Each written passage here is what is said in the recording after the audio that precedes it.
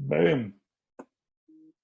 Hi guys, I'm Nathan Jones from In the Bag Performance Training and Coaching, and today, I've got Adrian Hales, who is where I've written this down, right? Just make sure I don't make any mistakes. He's a master neuro coach, speaker, and poet. Adrian, thank you for joining us. Yeah, pleasure to be here. And obviously, when we were speaking before we came on the podcast, we were talking about kind of what we spoke about previously, which is about the warrior mindset. And there's been two lockdowns, and the importance really of mindset around those lockdowns as well, and the different transitions people are going through. So I know Yeah, that's a big thing close to your heart, and probably one of the reasons that you set up this podcast, because you're a good guy and you want the best for people. You're a good coach, so it makes sense to kind of create this podcast to help people get through these times. no doubt. And that was also going to be one of my lines. You literally just made it sound better, so thank you for that. But no, you're right. Like you've got your own podcast, which is the Superhuman Journeys, and I was in that. I think it was May time, June time, something like that. So yeah, during the first lockdown, and I realized the other day, like now we're in the third lockdown, I'm just kind of had enough of things, and I went back to that video, and I thought a lot of what I said is cool in the everyday normal, but the goalposts have changed now, and I had to get a conversation with you to see how we could appeal to everybody else, but make it relevant to in today's times. Yeah. So like, how have you been coping through these lockdown free? Yeah, I think like for me, being coping wise, I realized that I realized one thing. I realized that we're probably going to spend a lot more time with people we love, or people that within our lives. So now all of a sudden, where we're able to go out from a 9 to 5 or go out for your day, you're able to disconnect and process things that are happening in your relationship, right? But then all of a sudden you're mirroring what your partner's doing, and then all of a sudden you've got no boundaries, or it's a bit more challenging because you're both trying to operate in that one single environment. So I recognized that was going to happen. So one thing that I've been working on is intentionally creating space. So space to get out, and space to think, and being clear on stuff like boundaries. So like when I have my headphones in, I'm not able to be disturbed. And my partner says, like, Lil says, when she's got the door closed, please don't disturb me. So it's really communicating what works for you as a couple, or, whoever you're in the household with, and then having those agreements so people know not to tread your boundaries. And I think that's been a big learning for me. And then also just getting in touch with like how your body's feeling. Like, how am I feeling right now? Am I feeling pissed off? Am I feeling exhausted? Am I feeling burnt out? And not to keep pushing that, and just to down tools and go off for a walk to process those types of things, because we have to create that space.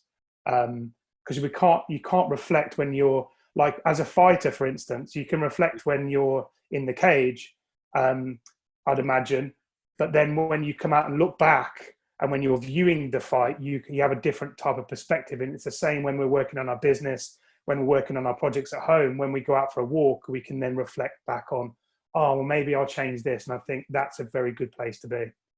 No, yeah, for sure. And I think it's a quite a good thing what you're saying there about actually having that time. Okay, do not disturb as such, because Yeah. for most people it's like wake up, they go to their front room and that's their office, or do you know what I mean? You're constantly like in each other's space. For me, it's been like I've set my time of when I'm exercising, and that's the time to keep some form of like routine, some form of like schedule, just to stay, stay normal, staying, but yeah, I mean, that's one thing, but for me, it's been having that endurance to grind this out, because obviously we don't know how long this is going to go on for.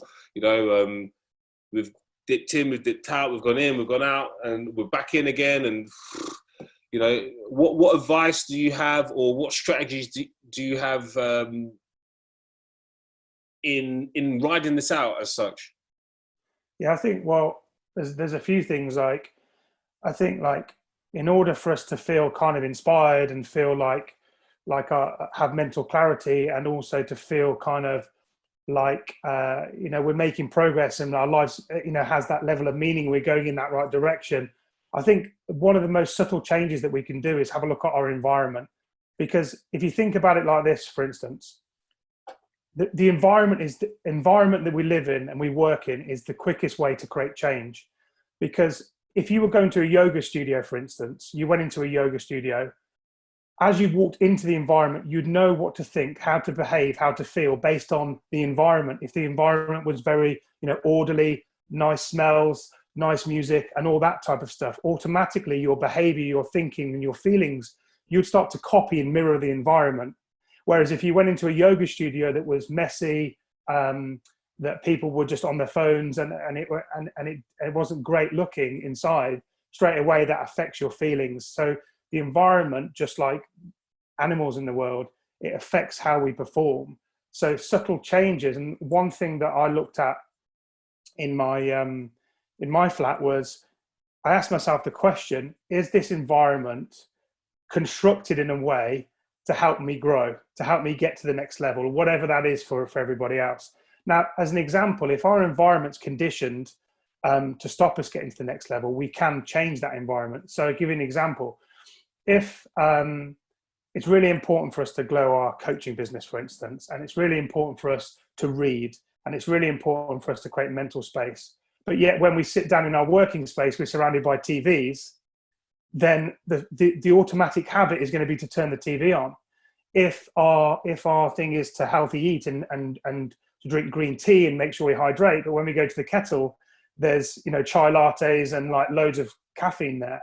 So straight away, we can start to create subtle changes in our environment by intentionally placing things in the place. Like, for instance, I like to read before I go to bed. But before, I had a TV in my bedroom. So the first thing I did when I got to bed is just put YouTube on for an hour. So now what I've done, take the TV out of the bedroom and put the book next to my bed. So when I get there, I look next to my bed, book's there, read for half an hour, and you're intentionally training your mind based on how you set your environment up. Yeah, I think that's got a lot of truth behind that, because for me as a fighter, when I'm on my diet, cutting weight and stuff, there's no there's no biscuits or chocolate. I'm not cutting weight at the moment, but I had some stuff like some biscuits here. Do you know what I mean? No.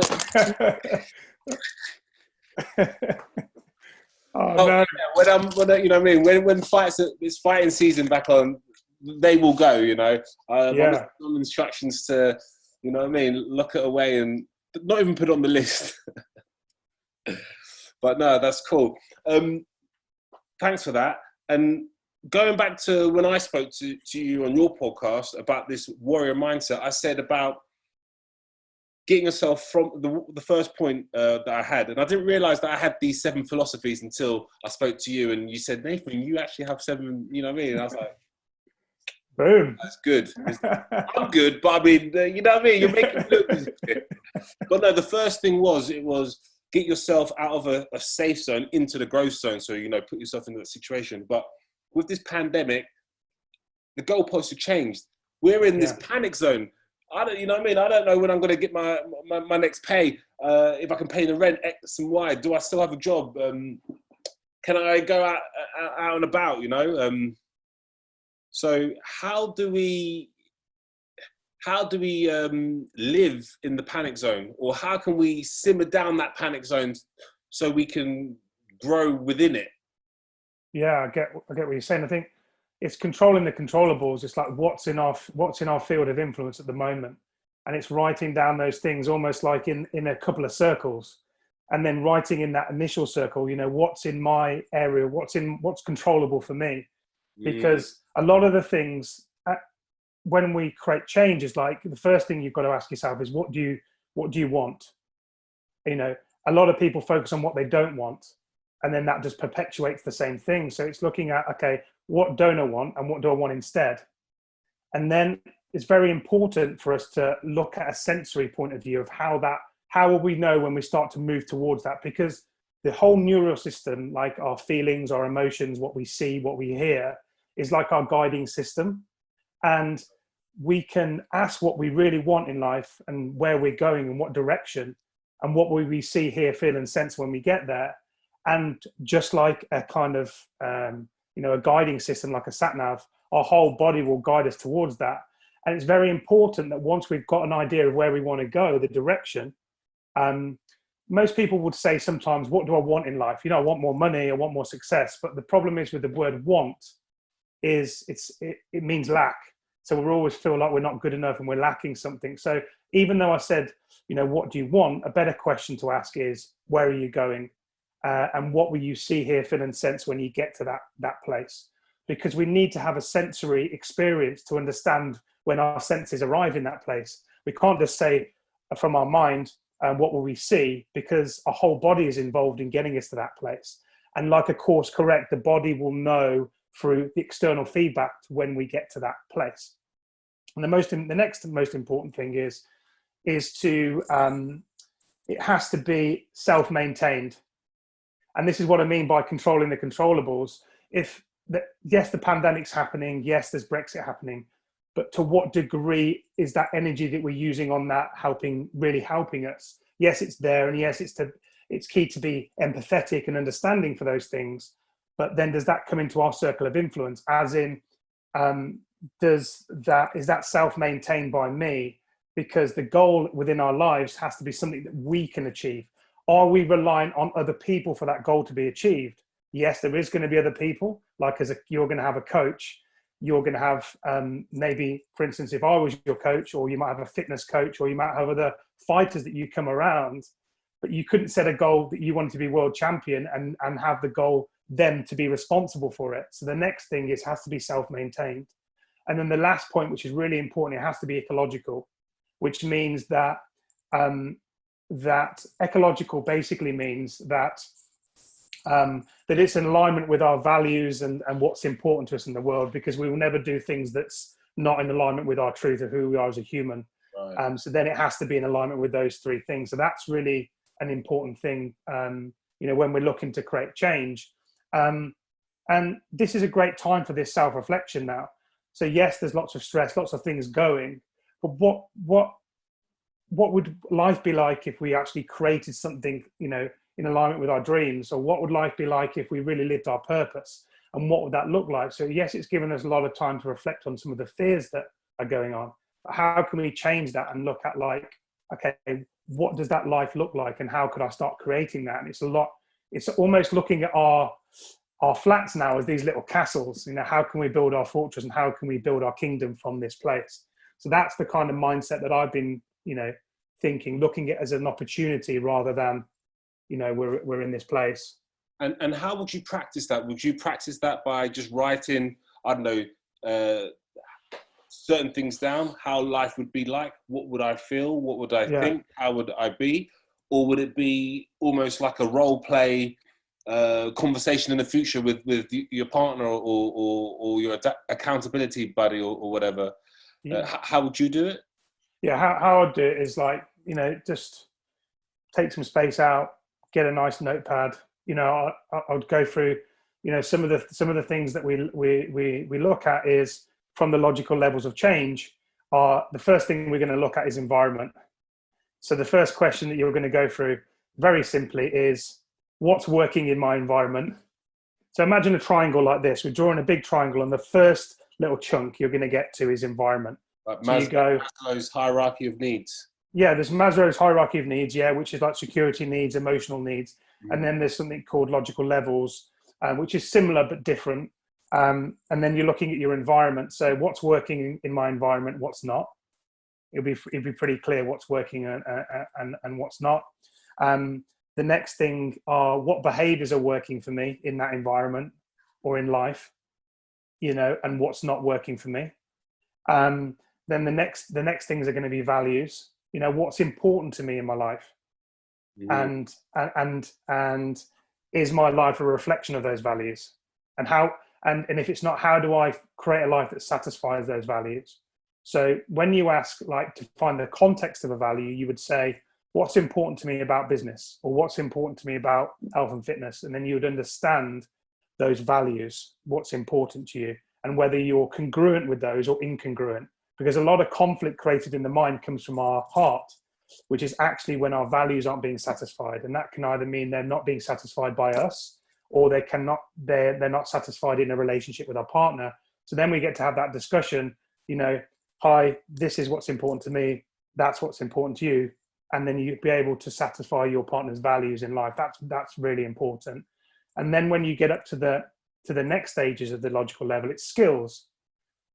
Do I have the skills to create the life I want, or don't I? Very simply. And what skills do I need to create and build and start learning?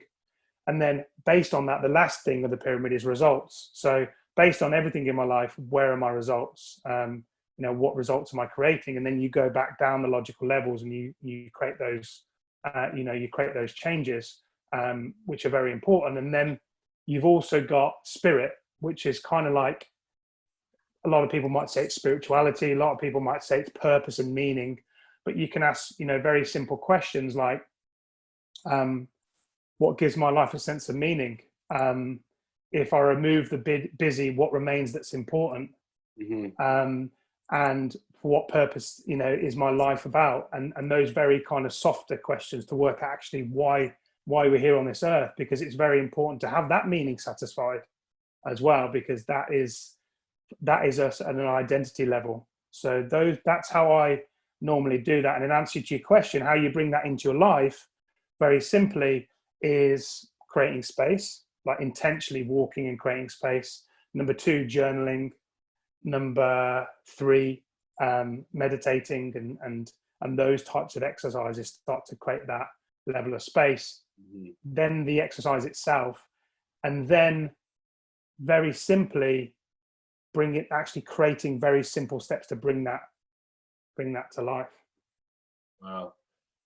That's the good thing is this has been recorded, right? So if anyone out there, they can, really, replay it and stuff, because there's a lot of knowledge bombs in there, lots of lovely little sound bites, and I think it's really useful. It's been useful for me, just to listen and to absorb the information, and I'm sure it will be for the other people listening. Adrian, where can people find you and know more about you? Yeah, it's just like I'm on Facebook, Adrian Hales, LinkedIn, Adrian Hales. That's where I kind of hang out. And do the things that I offer clients, potential clients. I do kind of like inspirational conversations where I just connect with people, have a 30-minute chat, see what they're doing, talk about what I do, help them kind of with some, simple questions about what's their life about, what challenges they might face, just a very light conversation. And then I also do something called breakthrough sessions, which are complimentary. And what I do is I help within that, help people find out their truth and their story that's keeping them stuck, help them create a vision, an inspiring vision for their future, and then get them to decide, get them to a decision point that they're going to take that on for the rest of their life. And then talk about, how I can help them if that's right. And if that's appropriate on the call, then I go through kind of the programs I created. So that's where people can find me. And that's, the kind of work that I do. Brilliant. Well, it's been really useful for me. So thank you for your time. Thank you for coming on. And awesome. I'd love to do a follow-up session with you in the next few months. Who knows? It could be lockdown 4 or whatever. Please not lockdown 4. But hey, no, thank you very much. Really. Yeah, pleasure, mate. Yeah, pleasure. Thanks for having me. Nath. No worries.